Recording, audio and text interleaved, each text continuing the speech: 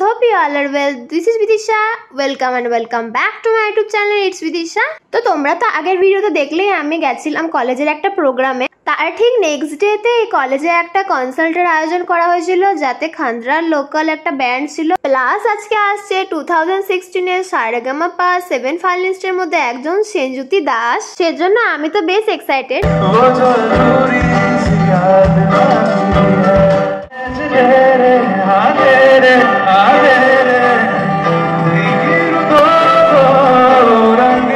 আরে ব্যান্ডের গান তো আমার সত্যি মন থেকে খুব ভালো লেগেছে, আর তোমাদেরকে সেদিনের ভিড়টাও দেখিয়ে দিই।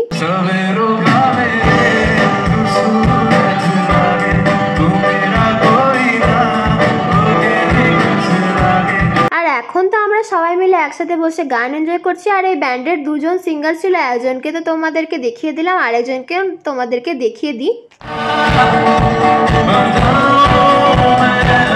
আচ্ছা, তোমাদের এই দুজন সিঙ্গারের মধ্যে কার গান ভালো লাগলো জানিও তো। সবার প্রিয় গিটারে এদিকে আছে আমাদের গোলাপ একটা বয়, আমাদের ভাই এদিকে র্যাপার বয়, কোন আছে বিশাল আমাদের অর্গান। চল সবাই মিলে বান্ধবীদের সাথে একসাথে বসে গান এনজয় করতে তো আমার বেশ ভালো লাগছিল, আর সবার সাথে মজা হাসি করে কখন যে কেটে গেল সময়টা বোঝাই গেল না।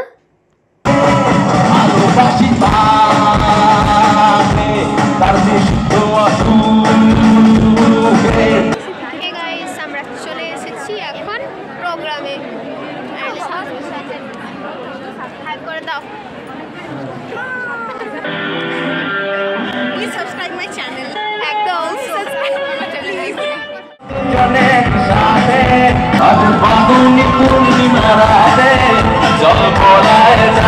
আর ফাইনালি তাড়াহুড়ো করে ব্যান্ডের গান শেষ করা হয়, কারণ যার অপেক্ষা ছিল এতক্ষণ সারেগামাপা খ্যাত সেনজ্যোতি দাস, সে এখন চলে এসেছে, আর তার জন্য স্টেজে এখন মিউজিকটা সেট করা হচ্ছে।